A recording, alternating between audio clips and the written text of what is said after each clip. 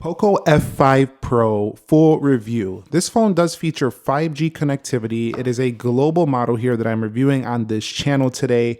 And the Poco F5 Pro represents a phone that's going to give you flagship grade specification at a cheaper price point. They have an early bird special going on right now, and Poco did send this phone out for review, and it did launch today, May 9th, 2023. Just want to give a little disclaimer, they did send this out, but everything I say in this video is my own opinions. I will tell you when it's bad, I will tell you when it's good, and you're gonna find out today. Now, here's the Poco, this is where you're gonna see your SIM card tool. You're gonna have your case inside there. I actually have the case over here. I already took it out of the box. You're gonna find yourself some warranty guides, a SIM card tool right here. So we'll pull that out, put this off to the side. Packaging's quite nice. Again, this is a Xiaomi-based phone with the MIUI software. Now, over here, it is wrapped in this plastic, and you'll see it does say flagship Snapdragon 8 Gen 1 processor. We do have a WQHD 120Hz AMOLED dot display. Now, this does have 30-watt wireless fast charging with a 67-watt wired turbocharging in the box. You'll find yourself a 5160 milliamp hour battery here. That is absolutely massive. A 64 megapixel triple camera with OIS, ultra wide and macro lenses. So I did take this out for some camera samples as well. Let's take it out of its plastic, put that off to the side, take a look at the phone. So what you are rocking with here is a 6.67 inch display. Again, it's that WQHD plus. It does have a punch hole, pretty thin bezels. There is a little bit of thickness down here, but again, you shouldn't expect edge to edge. This is not the top of the line Xiaomi phone. This is a Poco F5 Pro. You do have an IR blaster up here. You are going to feel like, I do feel like this is a plastic. It might be aluminum, but there's no confirmation just yet. I haven't seen, but definitely it's got this metal look on the sides and it feels decent. Now the back, I haven't confirmed if it's glass or not, but it kind of feels like a plasticky glass kind of feel. It feels like it's not the top of the line, but it feels like what it costs, $500. But it looks good, so that's what matters. You'll see right here, Poco 5G right there. On the bottom, we do have ourselves a microphone slot right there, USB-C microphone hole, as well as a SIM ejection right there. So let's go ahead and inject this and see if we do have SD card expansion. That would give us even more value here on this Poco F5 Pro. So let me go ahead and get this out of here. And you'll find yourself, you do have, would you get into focus, sir? Okay, we do have SIM 1, flip it over here, SIM 2. So it doesn't look like we have expandable memory, but you do have 512 gig options, so do keep that in mind. So let's put this off to the side for a minute. You'll find yourself a USB 2 to USB-C cable right here and a 67-watt charger right there. So that's basically the contents of the box, what the phone looks like, stuff like that. So what's the big deal with this one today? Well, let's talk about the first deal, the display. The Poco F5 Pro is the first Poco phone with a 120Hz WQHD plus display.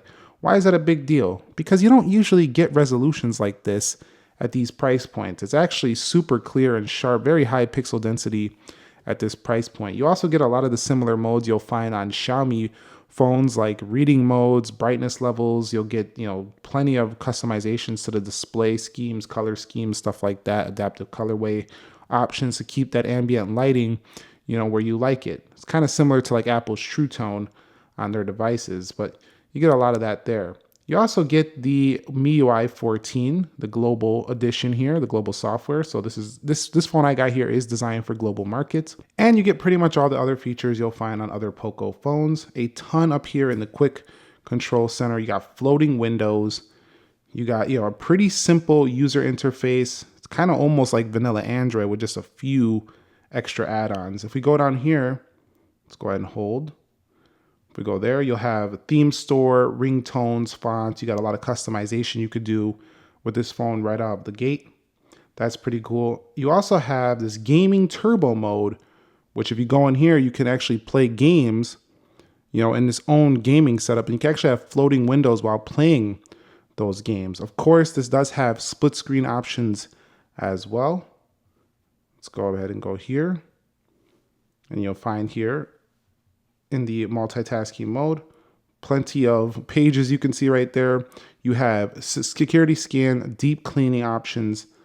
There's a lot going on here, guys. A lot. Let's go here to settings.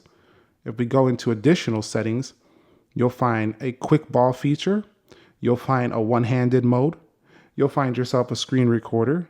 You'll find floating windows, memory extensions, second space. You can even scan your heart rate with the fingerprint sensor on here. That is a pretty awesome feature. You don't need a smartwatch to scan your heart rate if you want to do that. I personally don't really like scanning my heart rate all the time, but if you want to do it, it's there. You'll find always on display options, and they are customizable. As you can see, I've customized my always on display right here. So yeah, that's pretty much the software. The performance is also quite good because it does have a Qualcomm Snapdragon 8 Gen 1. As you've seen in my speed test, if you watched on my main channel, this phone is a blazing fast performer with 12 gigs of RAM and a Qualcomm Snapdragon 8.1. What's really nice about this is that it's pretty lightweight for this size, 204 grams, much lighter than other phones in this price category. Also keep in mind that this does have Corning Gorilla Glass 5 on the front, pretty good. It does have a 20:9 aspect ratio. So what that means is that you're not getting the widest panel out there, but still 20:9 is pretty acceptable. But again, that 526 ppi density is a massive density for a phone that comes in at this price point. Now this does have MIUI 14 for Poco, which is a little bit different than the MIUI you'll find on the Xiaomi phone. It's got like circular icons, and to me, it doesn't look quite as polished and refined as on the Xiaomi 13 models, but it's pretty darn decent. Again, a 4nm CPU in here, though, makes this very fast with an Adreno 730 GPU. Not the fastest out there. And if I'm looking at my other notes here, it does look like we have a triple 64 megapixel OIS cam plus an 8 megapixel ultra wide, 2 megapixel macro mode. It does have the ability to record an 8K video recording. So let's go ahead and bring in this prop right here, this Poco prop. They did send that out as well. It's like a can for, the brand right there. We'll go ahead and take a photo of this can. And bam. We also have the ultra wide right there. Bam.